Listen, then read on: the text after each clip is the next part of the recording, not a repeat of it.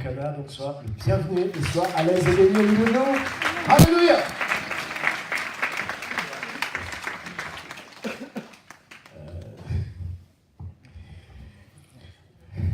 Bonjour tout le monde. Ouais, bon, vous avez remarqué que je rigole beaucoup, c'est normal. C'est normal. Je pense que le jour qu'on va rencontrer le Seigneur, il sera en train de rigoler. Bonjour les enfants et bienvenue dans mon royaume. C'est vraiment la joie de nous accueillir. Donc avant que je le voie en live, j'ai déjà sa nature en moi. Et donc je suis tout le temps dans la joie. Parce que c'est l'une des natures christiques. Donc vous allez me voir rigoler plus souvent. Alors avant de vous partager ce que le Seigneur a mis dans mon cœur, j'aimerais vite faire revenir sur ce que le pasteur a dit quand il est monté. Il parlait sur l'amour. Christ dit une chose en plein repas avec ses gars. Il est en train de manger. Il dit,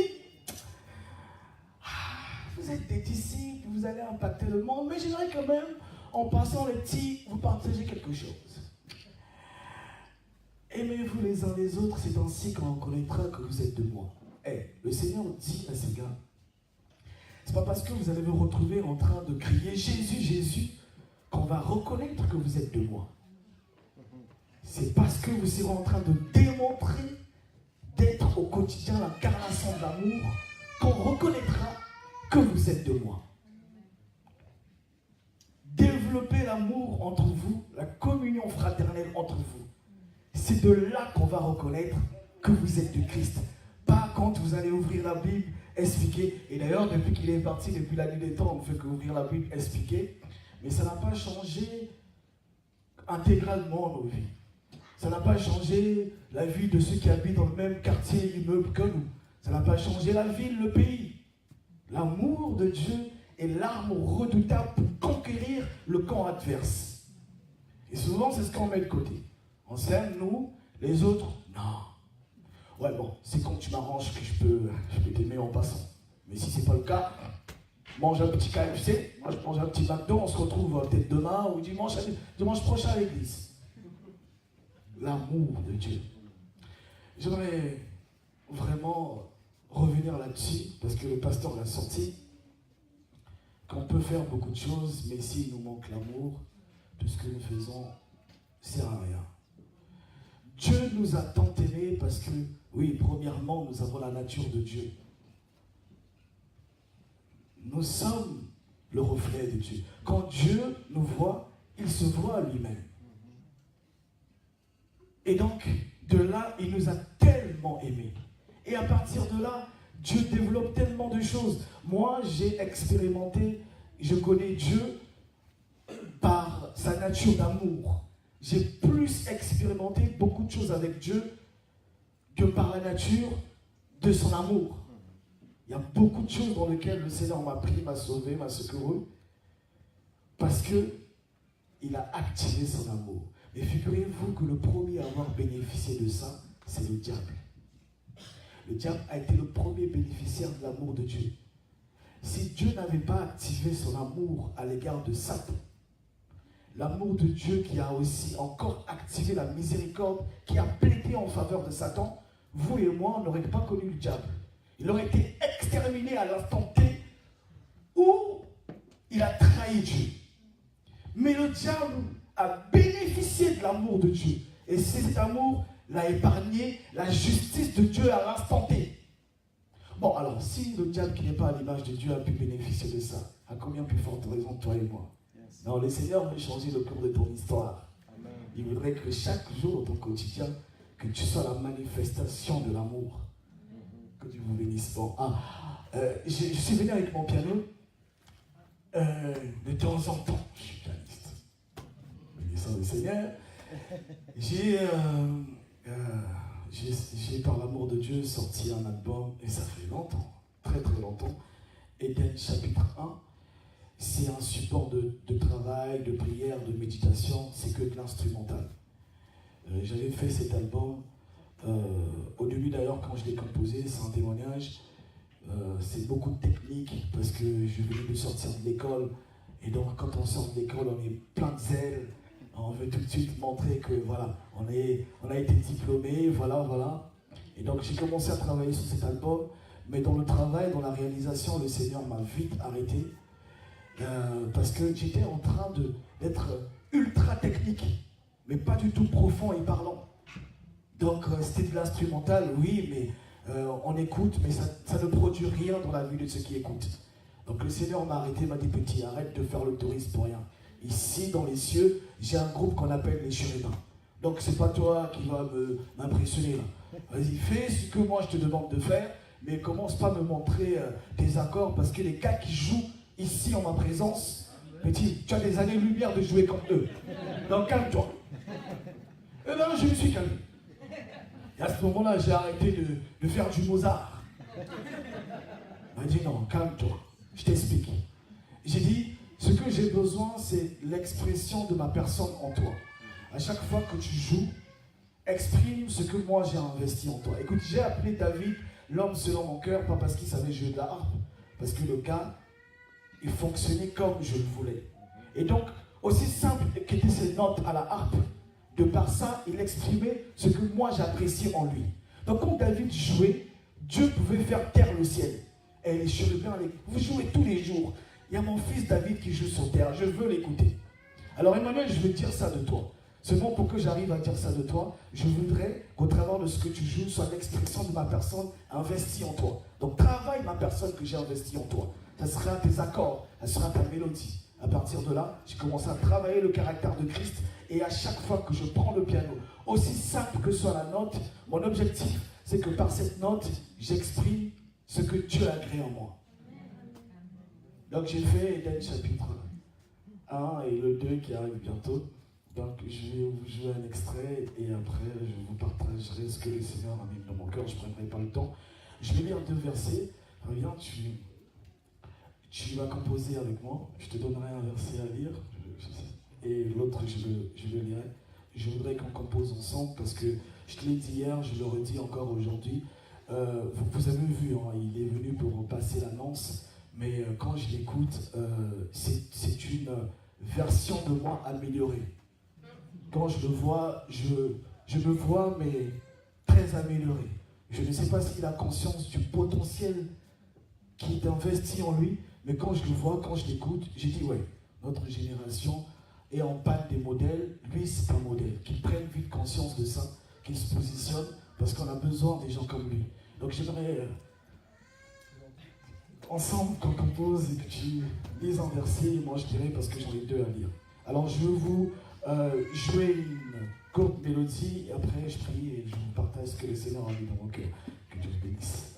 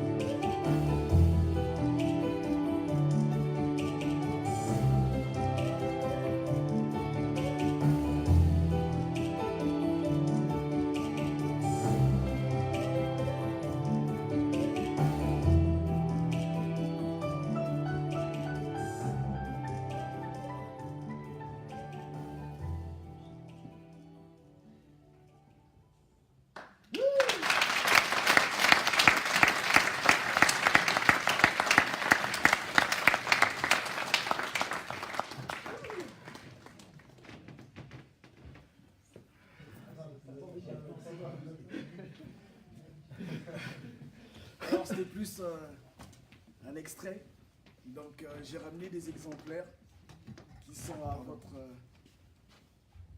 J'ai ramené des exemplaires qui sont à votre disposition. Le pasteur à la fin vous dira un peu comment ça se passe pour vous les procurer. Les craintes, c'est ultra accessible.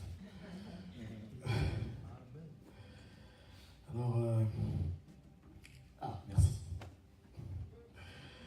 Donc, alors, ce que le Seigneur a mis dans mon cœur, que j'aimerais partager avec vous, le titre, le thème, c'est l'appel et la mission. L'appel et la mission, parce que c'est mon quotidien.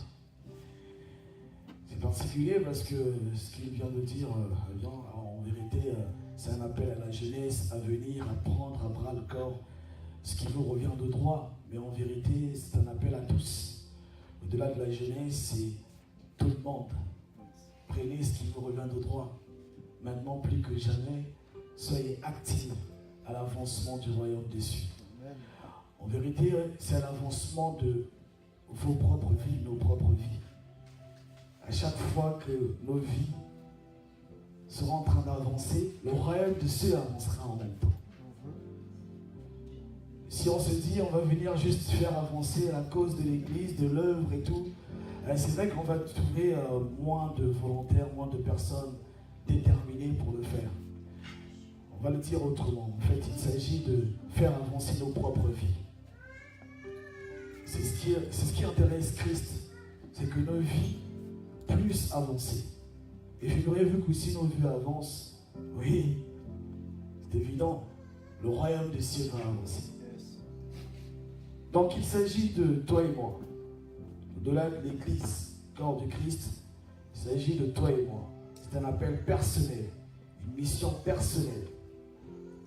Mais à chaque fois, par l'amour de Dieu, nous nous retrouverons sur le terrain quand chacun sera en train de faire ce à quoi il est appelé, de remplir la tâche de sa mission.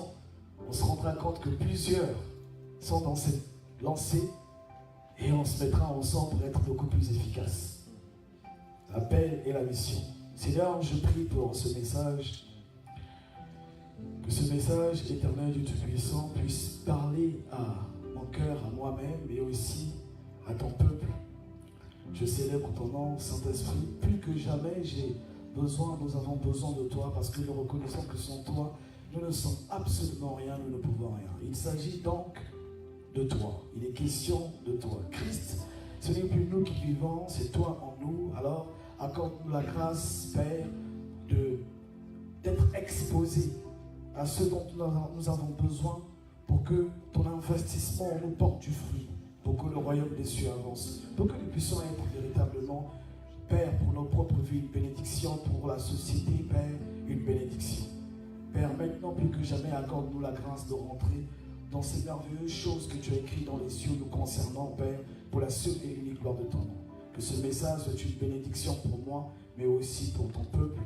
Père, accorde-nous la grâce, Père, d'être attentif, d'écouter, de comprendre et de mettre en pratique, de convertir à la sortie d'ici cette connaissance en caractère. Parce qu'il s'agit de ça, Père. De ne pas s'arrêter à emmagasiner les choses sans pour autant convertir toute cette connaissance en caractère. Il est plus que jamais nécessaire que nous puissions convertir tout ce que nous avons reçu en caractère, en mode de vie, Père. Alors accorde-nous la grâce d'être dans cette dimension. C'est dans le nom de Christ Jésus, ce nom qui est au-dessus de tout nom, ce nom par lequel tout genou fléchit et toute langue confesse que tu es Seigneur. C'est dans ce nom que nous avons prié, nous disons Amen. Amen. Alors j'ai deux versets pour illustrer mon message. Il y a Jérémie 1 du verset 4 jusqu'au verset 19. C'est ce verset que je voudrais que tu lises pour moi. S'il te plaît, Fabien. Jérémie 1, verset 4 à 19. Oui. La parole de l'Éternel me fut adressée en ces mots. Avant que je t'eusse formé dans le ventre de ta mère, je te connaissais. Et avant que tu fusses sorti de son sein, je t'avais consacré. Je t'avais établi prophète des nations. Je répondis, ah Seigneur éternel, voici je ne sais point parler car je suis un enfant. Et l'Éternel me dit, ne dis pas je suis un enfant, car tu iras vers tous ceux auprès de qui je t'enverrai, et tu liras tout ce que je t'ordonnerai. Ne les crains point, car je suis avec toi pour te délivrer, dit l'Éternel. Puis l'Éternel étendit sa main et toucha ma bouche. Et l'Éternel me dit, voici, je mets mes paroles dans ta bouche.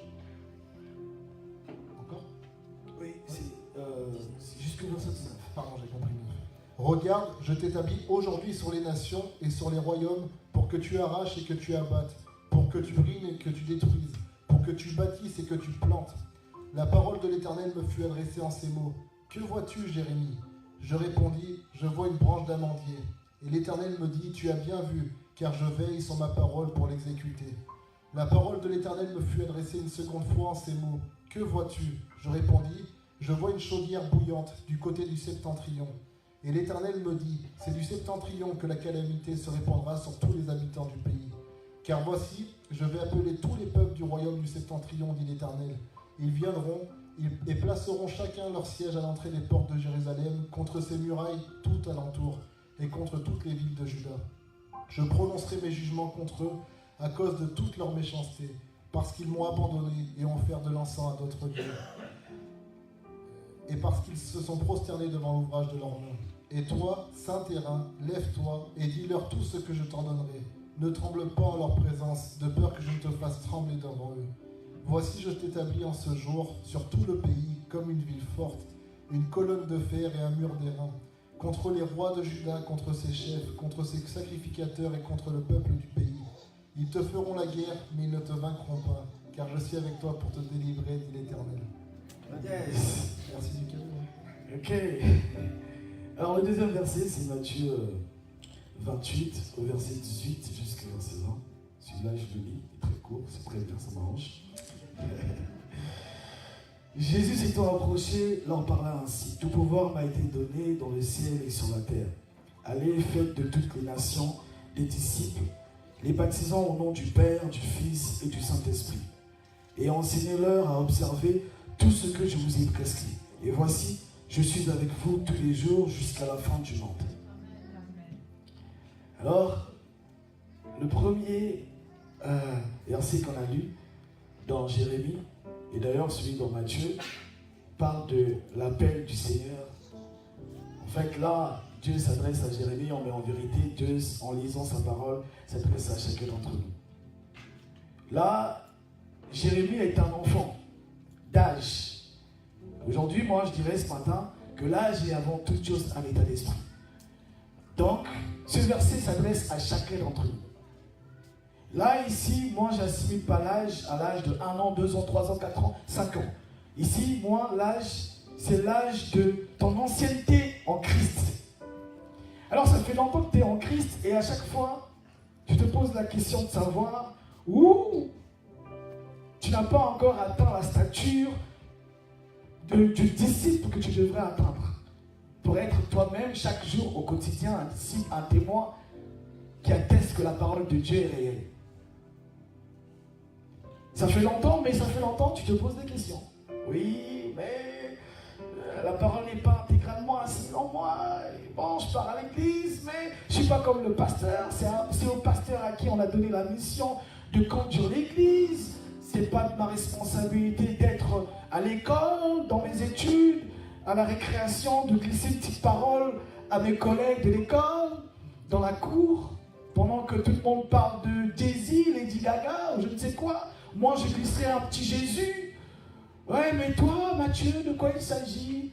Qu'as-tu à dire? C'est vrai que vous avez parlé de Jay-Z, mais moi, Jésus. Oh non, mais toi, non. Ouais, on a honte de ça. On se dit, ouais, non, je suis jeune, sortir ça. Ou bien, à mon âge, je suis assez vieux et grand. Là où je suis, je travaille. Sortir de telles choses.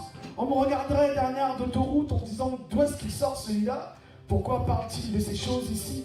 Nous avons tous honte. On se considère ne pas être mature pour parler de ces choses. On se considère n'avoir pas assez de dépôt pour parler de ça.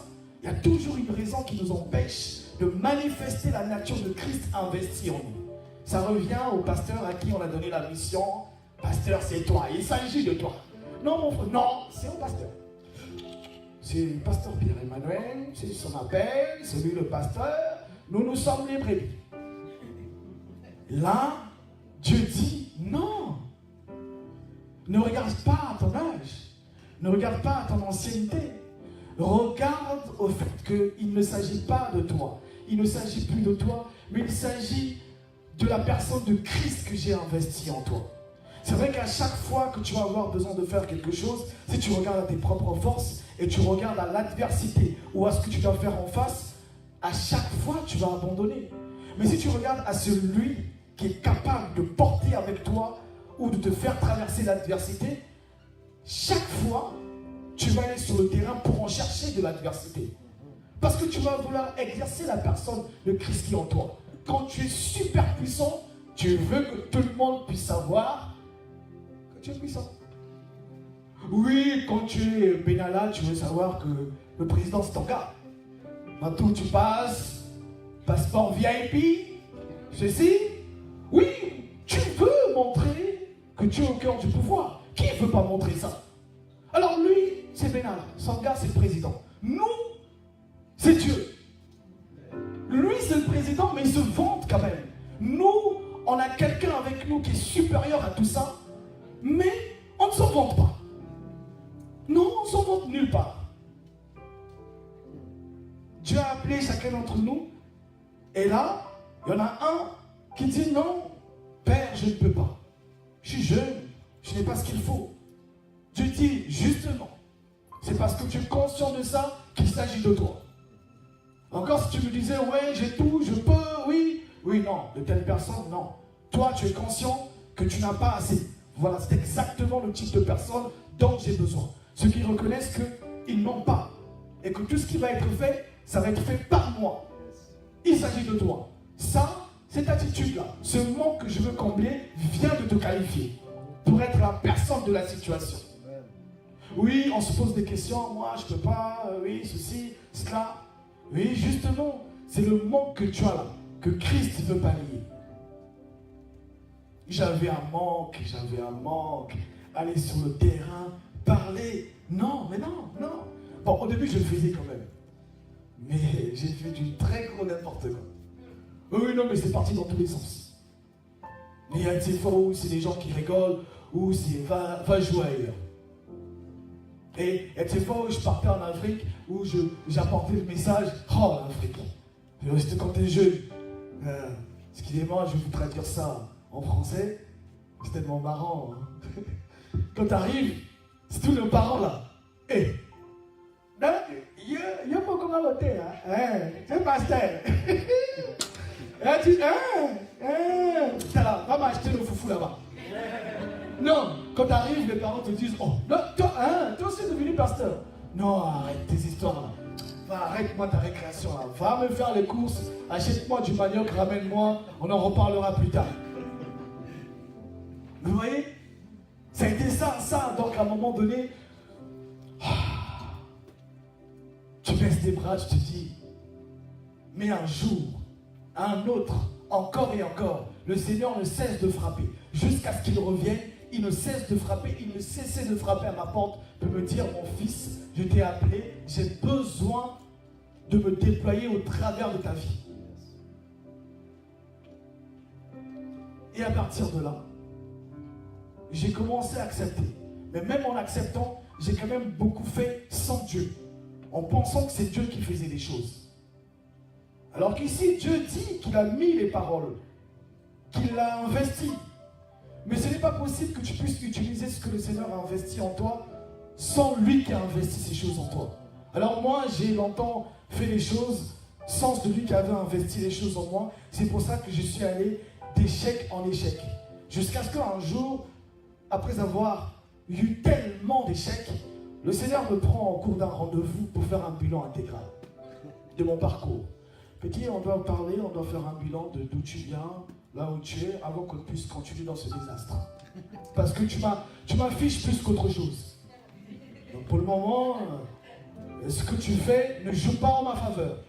Donc ou on corrige ça, ou tu arrêtes de travailler pour moi. Parce que tu ne m'es pas bénéfique. Voilà, parce que tu ne m'es pas bénéfique. Ton caractère est désastreux, ta manière de parler, tu n'es pas rempli d'amour. Dans ton quotidien, tu prends les gens du... Non, petit, excuse-moi, non. Si tu continues comme ça, tu prêches l'évangile, mais non, c'est pas ça l'évangile. Et tu risques de repousser plus les gens qu'autre chose. Donc le rendez-vous est pris. Et je me présente devant le Seigneur avec un parcours extraordinaire, garni, un CV rempli. Je me vante, j'arrive, je me dis, bon, au rendez-vous, le Seigneur va quand même noter que j'ai eu à évangéliser en passant. J'ai eu à faire ça, j'ai fait des veillées de prière, j'ai quand même donné beaucoup d'offrandes, j'ai écouté le pasteur. Donc non, il y a beaucoup de choses sur mon CV qui vont être notées. Et au rendez-vous, je prends mon parcours, commence à regarder, évangélisation, oui, avec la jeunesse, pasteur, non, 0 ici. Non mais, Seigneur, là c'est l'évangélisation, comment ça 0? Petit, 0. Partager, faire une offrande chez le voisin, donner de l'argent, des bonnes œuvres, mais avec quel état d'esprit? Quel cœur avait-il quand il a fait cette offrande? Un cœur aucunement disposé. Juste faire l'offrande, non, 0. Mais j'ai quand même fait, petit en cœur, tu dis, non, 0. À l'issue du bilan, j'ai eu un 0 sur 20, figurez-vous. Non mais c'est désastreux. J'ai eu un 0 sur 20 sur un CV où le monde s'accordait à dire tu as fait des bonnes choses. Alors que tout le monde t'acclame, tout le monde dit non, t'es extraordinaire. Celui pour qui tu travailles vient te dire c'est du gros n'importe quoi. Vous vous imaginez un peu au travail, vous êtes en train de travailler, voilà, il y a vos clients qui vous disent on est satisfait, et à la fin du mois, ton patron vient vous dire oh mais les résultats, mais Emmanuel, mais c'est quoi ce chiffre d'affaires? Alors que toi tu as des témoignages des clients qui te disent que c'est extraordinaire. Le patron lui dit c'est du gros n'importe quoi. C'est désastreux. Et bien c'est ce qui s'est passé. Le Seigneur m'a dit non, c'est beaucoup d'œuvres sans le cœur qui va avec, sans l'amour qui va avec, sans la nature de ma personne qui va avec. En vérité, mon fils, si tu continues avec ça, tu allais figurer parmi les personnes que j'ai prévu, à qui j'ai prévu dire oui, tu as fait des grandes choses en mon nom, mais je ne te connais pas. Parce qu'en vérité, là, ce pourquoi les gens t'ont acclamé, ce pourquoi j'ai permis que les gens t'acclament, c'est la fidélité de mon nom. Je ne peux pas permettre à ce que mon nom soit foulé par terre. Je suis fidèle à ma parole, à mon nom, pas à toi, Emmanuel. Toi, tu as fait du gros n'importe quoi. Et si tu venais comme ça au dernier jour, mon gars, tu t'es disqualifié. Gloire soit rendue à Dieu de ce que ce bilan a été fait là. Ça m'a cassé et ça m'a repositionné. Depuis ce jour-là, je n'attends plus à avoir des mérites, des acclamations, que le pasteur voie que je suis en train de balayer. Il est quelle heure? 9h. Le pasteur arrive à quelle heure à l'église? À 9h10. Non, je commence à balayer à 9h10. Quand il rentre, il faut qu'il voie que je suis en train de balayer. Il est arrivé, le pasteur Pierre Emmanuel, il garde sa voiture. Dieu, tu es merveilleux. Dieu, tu... Il rentre, pasteur, ah, tu balayes. Oh, bonjour, pasteur. Oui, non, je suis en train de nettoyer l'église. Le pasteur voit les bonnes œuvres. Mais on oublie vite que ce n'est pas le pasteur qui te récompense. Non, la récompense ne vient pas du pasteur. Non, ça fait toujours plaisir que le pasteur voie et qu'il t'encourage. Mais n'oublions pas qu'en ce qui nous concerne, la récompense ne vient pas du pasteur. La récompense vient de l'employeur principal, Dieu lui-même. Et Dieu, lui, récompense l'état d'esprit, pas l'acte que tu poses. L'état d'esprit dans lequel tu fais la chose. Dieu, c'est ce qu'il récompense. C'est pas le fait que tu poses, que tu donnes 100 €, c'est l'état d'esprit dans lequel tu donnes. C'est l'état d'esprit qui le récompense. Et ensuite, il récompense aussi ce que tu as posé comme acte. Mais d'abord, l'état d'esprit. Quel est mon point ce matin? Ce que je voudrais partager avec vous. C'est que depuis longtemps, pour beaucoup d'entre nous, nous avons accepté le Seigneur et nous venons à l'église, disons-nous les choses, pour pointer. Nous avons nos badges. En semaine, on pointe lors des rendez-vous de la semaine. Et le dimanche, on pointe encore. On ne fait que pointer. Mais oublions que notre nouvelle identité a des devoirs, des responsabilités. Et c'est au-delà du fait que je vienne, que je pointe, que le pasteur me voie. Non, ce n'est pas ça. Il ne s'agit pas de ça. Ici, le Seigneur, dans Jérémie, nous rappelle la nécessité de véritablement être Christ au quotidien.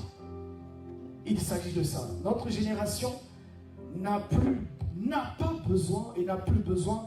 Le monde le montre. L'accomplissement de la parole le montre. Tout ce qui est inscrit dans l'Apocalypse est en train de s'accomplir à une vitesse mais extraordinaire. Montre que la parole est vraie, que Jésus-Christ est vrai. Qu'il revient bientôt, ce n'est pas une blague. Il revient pour de vrai. Et quand il revient, il ne vient pas parler, il ne vient pas partager, il ne veut pas récompenser, demander des comptes à des touristes, à des personnes qui ont travaillé. Alors si on n'a pas travaillé, tu rendras compte pour cela. Mais il a tellement investi en chacun d'entre nous que ne faisant rien est grave. Et nous ne devons pas faire les choses juste parce qu'on est à l'église ou autre. Non, si on réalisait ce que ça veut réellement dire, avoir été créé à l'image de Dieu, à la ressemblance de Dieu. Être comme Dieu, faire comme Dieu. Vous imaginez un peu ce que c'est? Être comme Dieu, faire comme Dieu au quotidien. Ce n'est plus subir ce que nous subissons depuis la nuit des temps. Ce n'est plus se lever à 4 heures du matin sous les oppressions et chercher à la première heure le pasteur pour que le pasteur prie pour nous. Réaliser la nature de Christ, c'est commencer à parler aux situations. Vous imaginez un peu? Est-ce que vous avez vu, excusez-moi de prendre ces exemples parce que c'est notre quotidien. Quand Sarkozy était président, il avait un secrétaire d'État appelé Claude Guéant. Le gars, il était beaucoup plus puissant que François Fillon. Sa parole pesait beaucoup plus que la parole du Premier ministre. Si le secrétaire d'État de l'Élysée parle, eh ben c'est Sarkozy qui parle. Et figurez-vous que les présidents de la République ne mettent pas comme secrétaire d'État des personnes qui ne sont pas à leur image. Ils veillent à ce que celui qui est secrétaire d'État soit à son image, qu'il dise oui et amen à tout ce qu'il décide. Que quand on le voit, on voit le président. Au poste de Premier ministre, on peut même mettre un opposant. On peut même mettre n'importe qui. Mais au poste du représentant direct, celui qui parle au nom du président, depuis la présidence, le président ne met pas n'importe qui. Il met quelqu'un qui a son image. Et c'est le poste que nous avons auprès de Dieu. Et quand Claude Guéant se mettait à la télévision, gare à toi, si tu essayes de boycotter sa parole, demain tu perds ton poste. Ah oui, non, demain c'est vite fait, tu es au chômage. La NPE, tu vas pointer, c'est bon, c'est fini. Et bien c'était ça. Et bien c'est ça avec Dieu. Et dire prendre conscience que on est le secrétaire d'État de Dieu sur terre, ambassadeur de Christ. Quand je parle, j'engage la parole du royaume des cieux. J'engage la parole de Dieu. C'est Dieu qui parle, quoi. Je prends de la hauteur en tout. Je ne peux plus subir. Je ne peux plus subir avec les maux de tête, les maladies. Quand il y a un dysfonctionnement dans mon corps, je me lève, je dis, mais on verrait, ce corps-là a été créé par mon Père. Et je parle à ce qui ne va pas dans mon corps, à ce dysfonctionnement. Je dis, je suis le porte-parole de celui qui t'a créé à l'état parfait. Je demande une restauration intégrale dans le nom de Christ Jésus. Si quand vous prenez conscience de ces choses, vous décrétez que les choses n'arrivent pas à l'instant T, rendez votre badge, rendez votre poste d'ambassadeur. Mais parce que je sais que Dieu veille sur sa parole pour l'accomplir. Et quand tu marches sous la lumière de sa vérité, tout ce que tu demandes, Dieu l'accomplit à l'instant T. Donc ce n'est pas possible que ta vie reste la même s'il y a cette prise de conscience et si tu vis dans cette prise de conscience. Si tu réalises que tu es ambassadeur de Christ et qu'en toi, tu as le mandat du royaume des cieux. Tu as le royaume des cieux avec toute sa politique. En fait, le royaume des cieux, tu as la trésorerie, tu as les finances avec, tu as l'armée avec, tu as la politique sociale avec. Et rien de ce qu'on vit sur terre n'a été fait comme ça. Tout est à l'image de ce qui se passe dans le ciel. Donc comment les choses sont organisées, Dieu est organisé comme ça, mais 1000 fois mieux. Donc quand tu as un problème social, tu ne te casses pas la tête. Tu arrives, l'assistante sociale, ah oui, non, mais madame, votre problème, c'est très délicat là. Là, je pense qu'on va devoir tout couper. Ah oui, non, désolé, mais le Père Noël, et d'ailleurs, je ne crois même pas à ce Père Noël. Mais bon, même si j'y croyais, c'est en décembre. Décembre est passé. Vous allez devoir subir, on va tout couper. Mais quand il y a une prise de conscience de qui vous êtes, même quand vous rentrez dans une salle où et rien n'est acquis en votre faveur, l'atmosphère change. Moi, il y a des endroits où je rentre, je sais que je viens dans un terrain hostile, mais je déploie la joie déjà. Je sais qu'ils ne m'aiment pas, mais moi, je l'aime. Je rentre, je dis non, Christ a payé le prix pour toi. Dieu nous a donné le choix de décider. D'un côté, dans Exode, il te dit, Exode 14, 14, il te dit, si tu es sur le chemin de bataille, garde le silence, il combat pour moi. Il combat pour moi. Mais c'est bizarre, quelque part encore, Dieu te dit qu'il dresse une table sur laquelle il fait asseoir tes ennemis. Il te donne la légitimité de les détruire, comme de ne pas les détruire. Que choisis-tu? Je pense que dans le cas de Dieu, Dieu est mystérieux, à chaque fois il nous laisse le choix. Mais dans son cas, lui, je suis convaincu que Dieu prendrait l'option de dresser une table. Pourquoi il prendrait cette option? Parce que dans la première, c'est vrai que tu détruis ton ennemi, mais on perd une âme qui aurait pu être sauvée. Tu gagnes la tranquillité, mais on a perdu une âme. Mais dans l'option 2, non seulement tu gagnes à dresser une table sur laquelle tu fais asseoir ton ennemi, tu lui manifestes l'amour qui le confond intégralement et qui finalement le repositionne.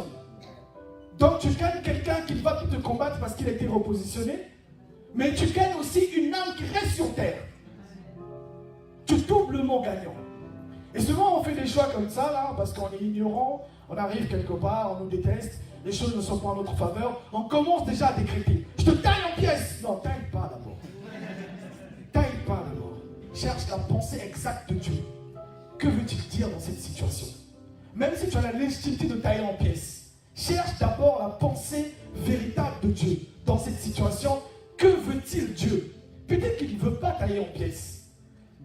Oui, mais Pharaon pouvait le tailler en pièces. Mais Dieu voulait donner une double leçon à Pharaon. Non seulement je sors Israël, mais je t'explique que sur terre, dans l'univers, il n'y a plus grand que toi, comme Dieu. C'est moi. Et tu dois le confesser à la fin.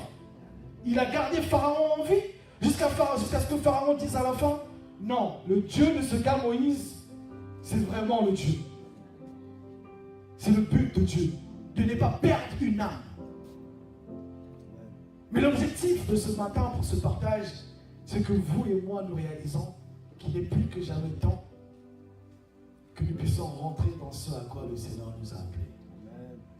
Et ça nécessite à ce que nous puissions prendre conscience de notre identité véritable. C'est d'être l'image de Dieu et la ressemblance de Dieu. C'est d'être comme Dieu et de faire comme Dieu. Parce qu'il s'agit de ça. Et quand on réalise ce que ça veut dire exactement, être comme Dieu, faire comme Dieu, sincèrement, ma seule envie, c'est que tous les jours, je m'exerce à montrer que je suis comme Dieu, que je fais comme Dieu. Non, c'est mon but à moi, de montrer chaque jour, partout la plante de mes pieds foule la terre, de montrer que je suis comme Dieu et je fais comme Dieu. Je suis comme Dieu dans le caractère, dans la manière d'être, amour, dans la joie, la paix, tout ce qui caractérise Christ.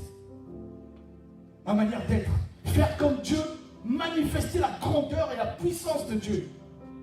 Face à l'adversité, des épreuves, ne pas subir, ne pas reculer, mais se comporter comme Dieu pourrait se comporter. Quand on atteint cette stature, on n'a plus foi en Dieu. On a la foi de Dieu. Quand on a la foi en Dieu, on s'attend à ce que Dieu opère. Mais quand on a la foi de Dieu, on opère comme Dieu. Amen. Avant, on est là, on s'attend, on prie, Dieu fait.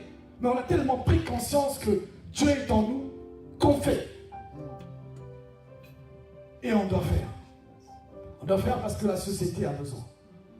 On doit faire parce que nous avons tellement laissé toutes ces responsabilités à nos autorités que seuls, ils ne peuvent pas changer la situation de la ville. On est ici à Clermont. Clermont doit savoir qu'il y a la maison du gospel. Le maire doit composer avec vous. On est au carrefour où les politiques n'ont plus de solution. Très bien. Très bien. Il s'agit de nous mettre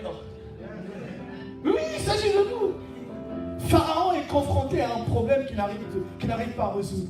D'abord, il faut expliquer une vision. Personne, tous ces magiciens, personne n'arrive à expliquer la vision. Bon, alors on lui parle d'un jeune homme qui, en passant, comme je l'ai dit hier, il s'est signalé. Joseph a tellement conscience de qui il est qu'il n'attend pas à ce que l'opportunité vienne à lui. Il crée l'opportunité.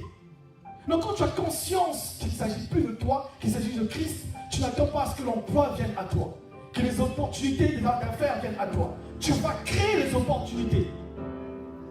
Et Joseph, c'est ce qu'il a fait, il est dans le trou. Le gars, il est dans le trou. Mais il fait ce business. Toi, c'était quoi déjà ton problème? Oui, mais ça c'est un petit problème. Ça veut dire ça. T'as compris maintenant? Oui. C'est bien. Il ne faisait que faire sa promotion. Exercer ce que le Seigneur avait investi en lui.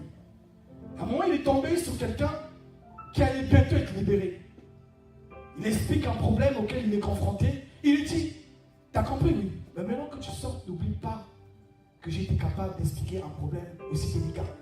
Si tu arrives à l'extérieur et que tu tombes dans une configuration comme celle qu'on avait aujourd'hui, quelqu'un qui a un problème qu'on arrive à résoudre, n'oublie pas que je suis là. Le gars, il s'est signalé. Et quand le gars qui est sorti travailler au palais et que le pharaon était confronté à un problème que personne autour de lui n'arrivait à résoudre, le gars, quand il s'est souvenu qu'en prison, oui, il avait été confronté à un problème qui a été résolu par un gars là-bas. Ah oui, au fait, pharaon, il a parlé de Joseph. Joseph a été présenté au palais. Il a expliqué le rêve. Mais après avoir expliqué le problème, toujours personne n'était qualifié à mettre en œuvre une politique qui allait permettre la concrétisation de ce que Joseph venait d'expliquer. Tous les ministres qui avaient fait l'ENA, toutes les grandes études là, qui étaient là, incapables de résoudre le problème des gilets jaunes. Quoi. Non mais tout le monde est incapable. Oui, non, monsieur le président, non, là on n'a plus, non, là on ne sait plus. Pour le moment, en voyant l'heure des CRS, on verra après. On va réfléchir entre temps, mais personne n'est capable d'exposer la solution. Ils ont tous fait des grandes études, et là ils sont confrontés à un petit problème, mais qui dépasse tout le monde. C'est normal. C'est des occasions que le Seigneur nous donne pour que nous puissions nous exprimer. Le Seigneur est toujours en train de nous donner un petit coup de pouce là. Il crée les opportunités où il dit, bon là, ils n'arrivent plus, c'est à vous de rentrer en jeu. Eh bien, Pharaon, personne n'a trouvé les stratégies. C'est Joseph qui a trouvé les stratégies, qui a expliqué, ok, nous allons avoir 7 ans de croissance, nous allons charbonner pour épargner assez pour couvrir les 7 ans de misère qui vont venir. Mais le gars, il est tellement rempli de sagesse. La nature de Dieu, l'organisation, tout ce qui caractérise Dieu est tellement en lui que le gars, au-delà de créer l'épargne pour les 7 ans de misère qui viendra après, il en a tellement créé en plus pour générer encore de la trésorerie au ministère des Finances de Pharaon. Donc il en a tellement épargné beaucoup qu'il en a vendu dans les contrées autour pour générer des fonds en plus. Regardez la stratégie. Mais ça, c'est la stratégie qui peut que venir d'une personne qui est connectée à Dieu. Les études que les ministres ont fait, ils les ont fait sur les faits des choses qui se sont passées hier. La société évolue chaque seconde. Donc pour être à jour sur ce qui se passe maintenant et trouver une stratégie sur ce qui se passe maintenant, il faut avoir l'Esprit de Dieu qui, elle, n'est pas influé par le temps parce qu'il est le temps. Et le seul qui est capable, alors que tu n'as pas fait des études hier, avant-hier, d'être à jour à l'instant où un problème est posé, c'est Dieu. Et Dieu a investi ce potentiel-là en chacun d'entre nous. Dans nos métiers, dans la vie, dans nos travails, dans nos familles, Dieu a investi cela. Nous ne pouvons plus faire les touristes. On a trop fait les touristes. Amen. Il est temps que nous puissions sortir la tête, que nous puissions nous signaler, que nous puissions dire à la société, ok, vous avez voulu faire, vous n'avez pas réussi, les statistiques montrent que vous en pouvez pas. Vous devez composer avec nous. Les choses, il ne faut pas le dire comme ça, vous devez composer avec nous. Il faut poser des actes. Et quand je parle des actes, c'est-à-dire il faut que la maison du gospel puissent avoir des journées utiles à la ville. Des journées utiles. On sait que dans la ville, il y a un service de propriété, mais un jour, la maison du gospel organise une propriété pour la ville. Qu'est-ce qui se passe? Ah oui, mais on avait oublié de nettoyer, d'arranger là-bas, mais ça a été fait. Pac, la maison du gospel. Mais ils ont été payés pour ça? Non. Mais convoquez-les, demandez-leur pourquoi. Pourquoi ils ont gratuitement comme ça? Oui. Mais c'est de notre nature, messieurs le maire. C'est à cela que nous sommes appelés. Non. Et ça ne s'arrête pas là. Il y a des personnes qui vivent chez eux, qui ont besoin de parler, qui ont besoin de soutien. Et des personnes âgées qui n'ont pas à partager, qui tous les jours sont dans une solitude. Qu'est-ce que cela nous coûte d'aller frapper à la porte de ces personnes, de passer une journée avec eux, tout en parlant, prenant soin de leur maison, on nettoie, on repasse. Madame Dubois, vous avez des choses à faire aujourd'hui? Oui. On va repasser pour vous, on va gratuitement. C'est qui? C'est la maison du gospel. Non. Ils sont dans l'action sociale dans la ville comme ça. Oui. Eh bien c'est à cela qu'on est appelé. C'est à cela. Et là, faire ça, c'est se signaler. C'est dire aux autorités, vous devriez composer avec nous. Non, les autorités, il ne faut pas juste leur dire on est chrétien, on a la puissance. Non. Les gens ont besoin que cela soit démontré. C'est pourquoi Christ, il est en train de prêcher. À un moment donné, les disciples viennent le voir. Eh vieux, tu sais que tu prêches depuis un moment, là, les gens ont faim. Donc, où on arrête là, ils rentrent chez eux, on leur dit demain rendez-vous à Galilée, ou bien on leur donne à manger. Quoi. Ils sont combien? 5 000. 5 000. Ah oui, non, mais là, 5 000, vieux, on peut pas. Il faut qu'ils rentrent, quoi. Non, il faut qu'ils rentrent, demain on se retrouvera. Christ dit non. Non. Nourrissez-les. Il a fait du social, là. Le gars, il s'est arrêté, il dit non, d'accord. Pour augmenter le fait qu'ils soient beaucoup plus attentifs et réceptifs, on va les nourrir. Ils ont été nourris. Après être nourris, j'imagine. Oh là là, purée. Jésus, tu voulais dire quoi déjà? Non, parle pour toi. On est là jusqu'à une semaine. Oui, non, hey, avec les poissons et les peuples qu'on vient de manger là. Non, Jésus parle. Le gars, il a parlé, il a encore parlé. Pourquoi? Il venait de donner à manger, les gens étaient encore beaucoup plus réceptifs. Que cela nous coûte-t-il? Coluche, pas chrétien, il nous a montré le chemin. Il reste du cœur. Ça parle beaucoup plus que nos actes là à crier. Et nous, non, les chrétiens, les catholiques, secours populaire. Secours, en plus, comment ils sont stratégiques, ils ont appelé ça secours populaire. Yes, populaire. Secours populaire. Non, ils sont balèzes. Non, stratégie de communication parfaite. Secours populaire.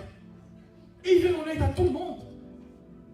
Et nous, chrétiens, des gros parleurs, toujours à critiquer. Non, les catholiques n'ont pas l'esprit de Dieu. Oui, mais en attendant, c'est eux qui font du social. Les gens souffrent, c'est eux qui aident. L'armée du salut. L'armée de quoi? Ah, et pourquoi ils ne vont pas combattre en Syrie, l'armée du salut? En attendant, c'est eux qui ont les infrastructures. Et nous, toujours dans la critique, et on ne fout rien. Et c'est pour ça qu'on n'est pas audible, pas du tout crédible. Non, il faut que ça cesse. Et ça doit cesser, et ça peut cesser. Et le Seigneur voudrait que ça cesse, pas demain, après-demain. Maintenant, l'opportunité nous est donnée pour que ces choses-là changent et que nous devenions des véritables acteurs au quotidien pour faire avancer l'œuvre de Dieu. Chacun d'entre nous pouvons être des véritables acteurs pour nos propres vies, pour nos familles, pour la vie. C'est maintenant. Pas demain, après-demain, maintenant. Maintenant, l'opportunité nous est donnée à chacun d'entre nous d'être vraiment dans cette dynamique-là. Et c'est possible. Parce que ce n'est pas par notre force, ce n'est pas par toute la sagesse, l'intelligence, la puissance qu'on peut avoir, mais c'est par l'Esprit de Dieu Et l'Esprit de Dieu, je l'ai dit hier matin, malheureusement, le gars, il cherche à travailler. Il est dans un chômage infernal. Il en a marre d'être au chômage, le Saint-Esprit. Il en a marre. Depuis qu'il est sur terre, il ne faut rien, gars. Non, il ne faut rien, il glande, il ne faut rien, il en a marre. Le Saint-Esprit, c'est la puissance de Dieu. Quand on dit Dieu puissant, la capacité de Dieu d'opérer, il opère par son esprit. Et c'est cet esprit qui est avec nous depuis que Christ est parti. Et nous, alors qu'on a la puissance de Dieu dans notre quotidien, on n'a même pas fait le tiers de ce que les disciples ont fait, eux qui n'avaient pas le Saint-Esprit en eux. Non, vous imaginez, on ne peut pas continuer à le laisser au chômage. Il faut qu'on le fasse bosser, le Saint-Esprit. Il veut travailler. Il veut qu'on montre qu'on est fort, puissant, qu'on est stratégique, qu'on est rempli de tellement de choses que ce monde a besoin. Christ, c'est pas seulement « Viens, je prie pour toi ». Christ, c'est maintenant. Là où l'économie est bloquée, là où il n'y a plus de stratégie. Christ, c'est maintenant qu'il veut parler. C'est maintenant qu'il veut montrer que la politique, c'est son affaire aussi. C'est pas que l'affaire des... Non, c'est ça, c'est son affaire. Depuis la nuit des temps, surtout dans l'Ancien Testament, toutes les personnes qui ont travaillé pour Dieu, c'était que des politiciens. Roi par là, conseiller du roi, sacrificateur, que des politiciens. C'est une affaire de Dieu. Et toutes les fois où on a laissé ça, eh bien ceux qui ne sont pas de Dieu nous ont imposé des choses qui ne sont pas du tout christiques. Et à chaque fois on est dans notre coin, ah les enfants, ce qu'ils vont encore subir avec cette loi, mais non, mais c'est pas possible. Ah si, c'est possible, on va bien subir même, parce qu'on a déserté. Mais c'est plus possible. Il est l'heure qu'on reprenne ce qui nous revient de droit. Et nous allons reprendre ce qui nous revient de droit. Pas demain, après-demain, maintenant.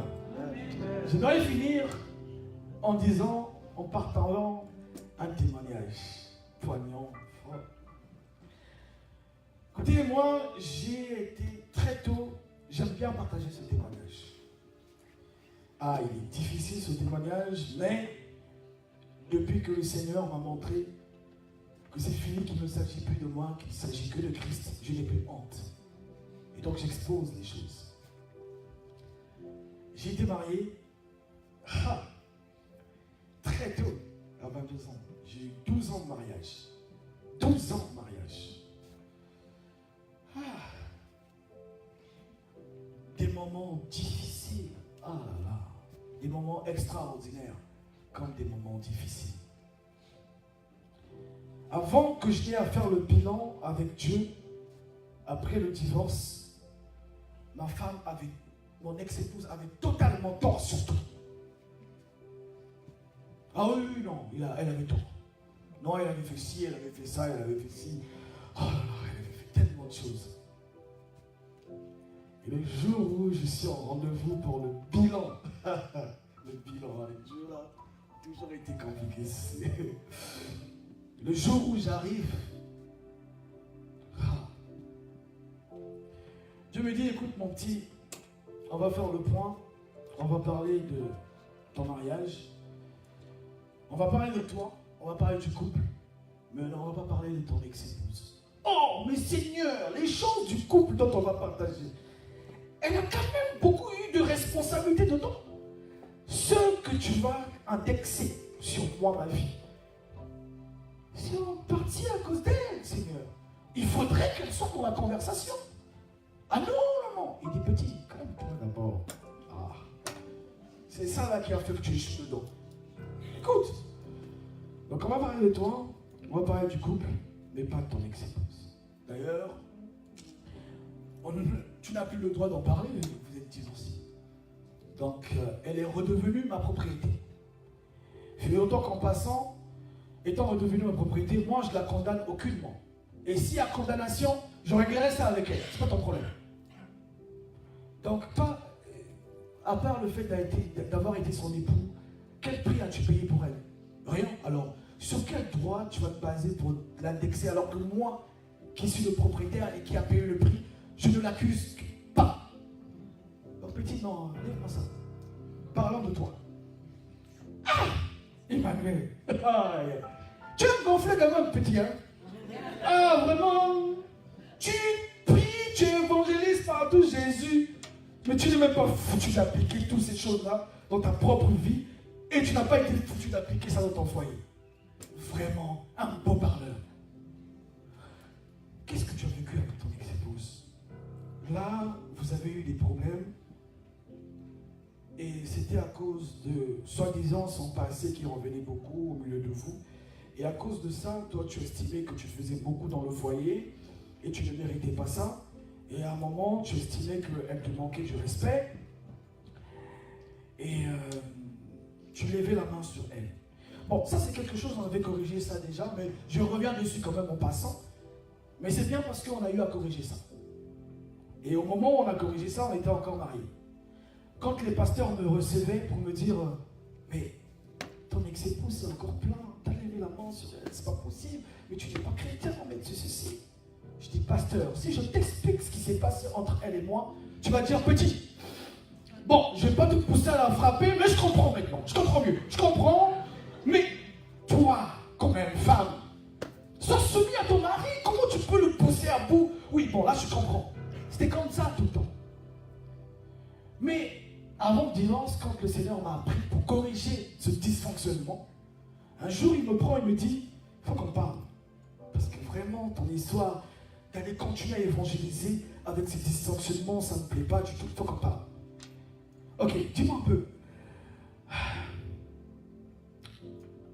Qui vit en toi? Je dis, Seigneur, ce n'est plus moi qui vis, c'est Christ qui habite en moi. T'en es sûr? Je dis oui. T'en es certain? Oui. Il insistait plusieurs fois. T'en es sûr? Je dis, oh, mais t'en es pas possible. Mais ce n'est plus moi, c'est toi. Ok. Et tu me diras aussi que tu es le temps dans lequel mon esprit habite. Oui. Donc Emmanuel, tu es en train de me dire qu'à chaque fois tu lèves la main sur ta femme, c'est moi, Christ en toi, qui fais ces choses.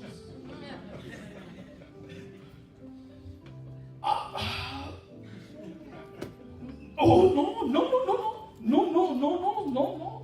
Ah si, parce que si ce n'est plus toi qui vis, que c'est moi qui habite en toi, ça veut dire qu'à chaque fois que l'acte est posé, c'est moi en toi qui pose l'acte. Ah non, c'est non, non, non, non. Non mais attends, petit. Attends, c'est toi qui vis ou c'est moi qui vis en toi? Je dis. Bon, maintenant que tu l'expliques comme ça, c'est toujours moi. Ah, donc tu n'es pas converti, petit.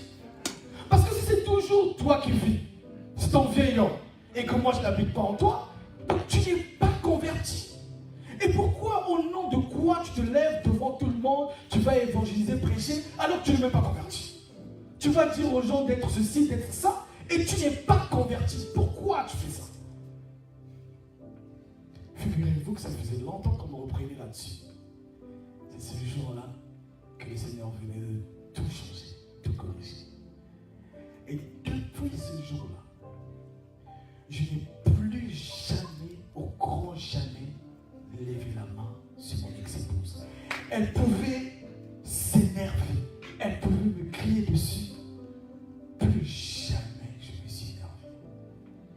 Plus jamais je me suis énervé. Eh bien, le Seigneur, c'est le même format qu'il a pris pour me corriger à la fin, au moment du divorce. En fait, je partais. J'étais parti. Je ne voulais pas avant divorcer, mais finalement, j'ai accepté, on y allait. Et je ne supportais tellement pas ça. Parce que je ne me voyais pas vivre sans elle. Et j'étais dans la dépression et un jour j'ai dit, bon ben je vais en finir. Donc j'ai comme ça pris des comprimés, des médicaments. Pour moi, je considère que j'étais parti. Perdu connaissance. Et pendant que j'étais parti, je me suis retrouvé dans une vision où il y avait une lumière forte qui frappait mes yeux. C'était vraiment particulier. La lumière était forte, mais très forte. Après, j'étais poussé vers cette lumière. Ce qui était bizarre, c'est que plus j'avançais, plus la lumière était de plus en plus forte, mais de moins en moins agressive. De loin, elle était très agressive, elle était forte. Mais maintenant que j'avançais vers elle, la lumière était encore plus forte mais beaucoup plus agréable. Et quand je suis arrivé, c'est comme si j'avais traversé la lumière et je me suis retrouvé dans une foule de personnes, des gens qui étaient en train d'acclamer, louer Dieu. Et j'ai avancé, arrivé au milieu de la foule, c'est bizarre, je me suis vu au milieu de la foule, en train de louer Dieu avec la foule, et j'entends une voix me dire, c'est là où je t'attends. Juste après, je me suis réveillé. Et quand je me réveille, je vois autour de moi des comprimés, des médicaments. Je dis, qu'est-ce qui s'est passé? Et là, je réalise que le Seigneur venait de me faire grâce. Et après, là, c'est là où il m'a expliqué mes torts, mes erreurs. J'ai voulu réussir dans l'institution du mariage sans celui qui a instauré l'institution du mariage, Dieu.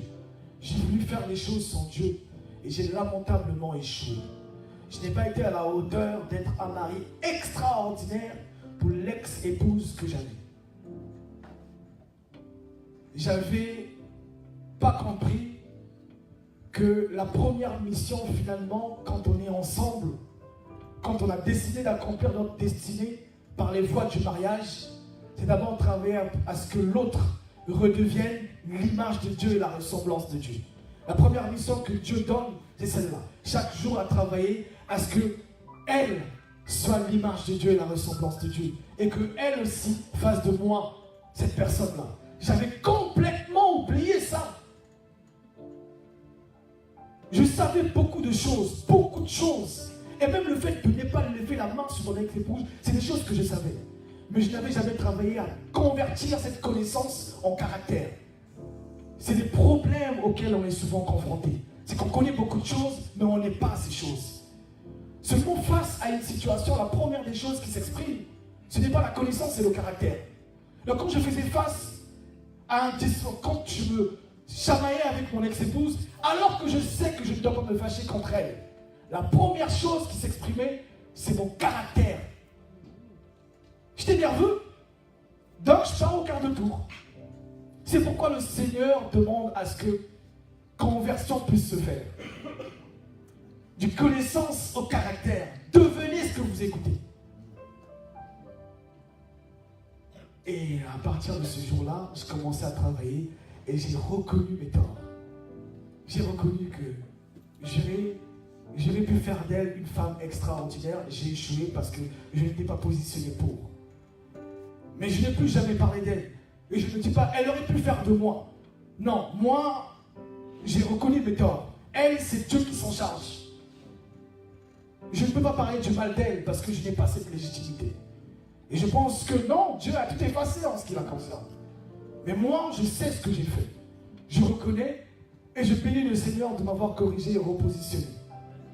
Et chaque jour, alors, aujourd'hui, depuis ce jour-là, ça fait longtemps déjà que j'ai lancé. Et depuis juin 2013, je ne me suis pas remis avec quelqu'un.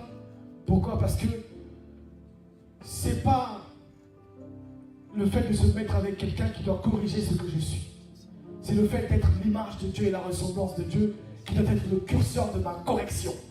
Je ne dois pas me corriger chaque jour parce que je dois faire plaisir à mon épouse et à mon époux. Je dois me corriger parce que je suis l'image de Dieu et la ressemblance de Dieu. Conformément à cette position, il y a des choses que je ne peux pas faire et il y a des choses que je dois faire.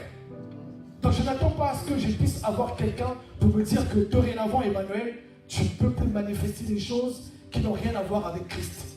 Et depuis lors, je travaille, jusqu'à ce que dans ce travail, que Dieu du haut de son trône trouve la légitimité de dire, parce qu'il est en train de travailler dans mon champ, il n'est pas bon qu'il soit seul, pour qu'il soit plus productif et rentable, je lui donne une aide semblable. En vérité, je veux donner à Dieu la légitimité de dire ces choses. Alors c'est pourquoi chaque jour je travaille.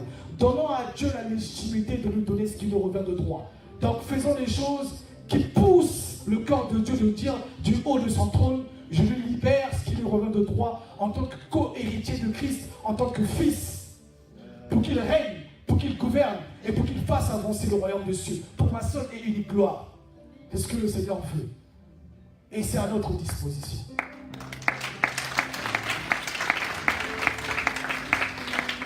Alors si le pasteur me permet, je vais prier pour clôturer.